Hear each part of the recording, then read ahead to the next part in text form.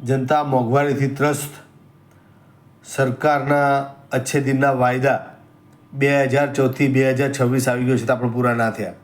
અને જ્યારે મોંઘવારી વધે છે ત્યારે રિટેલ ફુગાવો પણ 17 મહિનાની ટોચે પહોંચ્યો છે.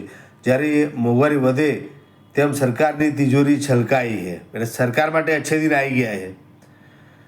વિચાર કરો મિત્રો, ઈંધણ અને પરિવહન ખર્ચમાં નોંધપાત્ર વધારો થવાથી ફુગાવો 4.38% પહોંચ્યો. ખાદ્ય ફુગાવો વધીને 5.32%. કેવી હાલત છે તમે જુઓ દેશની.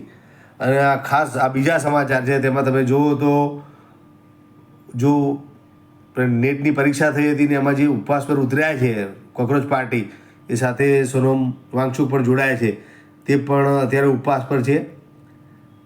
જે મંત્રીજી છે તેમના રાજીનામું આપે તે માટે. વાંગચુકનું વજન 8.2 કિલો ઘટ્યું. સરકારના પેટનું પાણી હલતું નથી.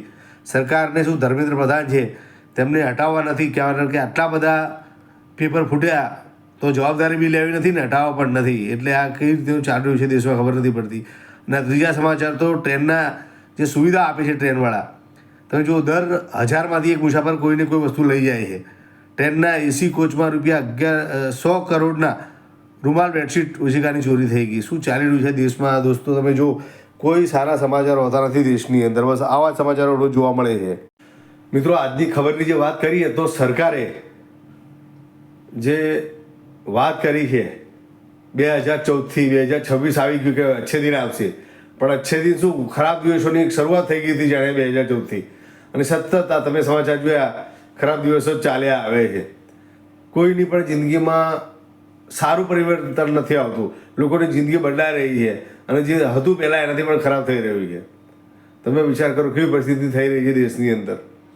અત્યારે જનતા મોંઘવારીથી ત્રસ્ત છે, પણ જ્યારે મોંઘવારી હતી ત્યારે સરકારની તિજોરીમાં એ મોંઘવારીના જે ટેક્સના પૈસા આવતા હોય છે અથવા તો બીજા જે આવક આવતી હોય છે તેમાં વધારો થાય છે. એટલે સરકારના અચ્છે દિન આવ્યા, પણ સામાન્ય પબ્લિકને તો બિચારીને તકલીફ થઈ ગઈ.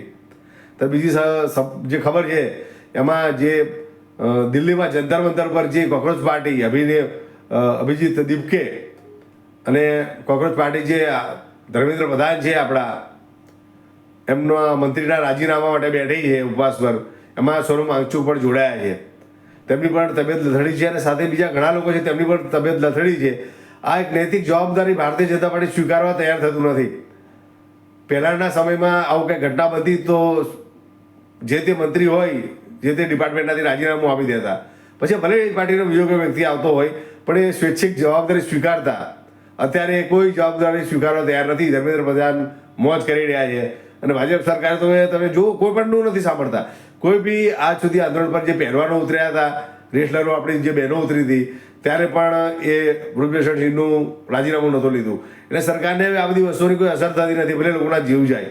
અને ત્રીજા સમાચાર તમે જોયા કે ટ્રેનોમાંથી ચોરી થઈ રહી છે. દર 1001 વ્યક્તિ કોઈને કોઈ વસ્તુ લઈ જાય છે. એટલે દેશમાં શું થઈ રહ્યું છે? ઈમાનદાર લોકોની જે સરકાર હોય કે માણસો હોય એની જે સંખ્યા છે ઘટી ગઈ. કહેવાનો મતલબ હવે આપણો દેશ ભ્રષ્ટાચારની સાથે સાથે મહેમાન પણ બની ગયો છે દોસ્તો. સાવધાન થાવ દોસ્તો. અને આપણે બધા જ એક નિર્ણય લઈએ કે આપણે બધા જ ઈમાનદાર બનીશું અને ભ્રષ્ટાચારથી દૂર રહીશું અને આવી ચોરી ચકારીથી પણ, અને દેશને આપણે સમૃદ્ધ બનાવીશું. જય હિન્દ મિત્રો. સત્યમેવ જયતે. ભારત માતા કી જય.